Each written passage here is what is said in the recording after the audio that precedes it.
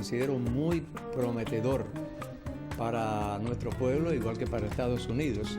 Hace muchos años había este interés, incluso del pueblo estadounidense y mucha cantidad de personas cubanas que aspiraban, porque debemos compartir las bondades que fueron privadas durante mucho tiempo.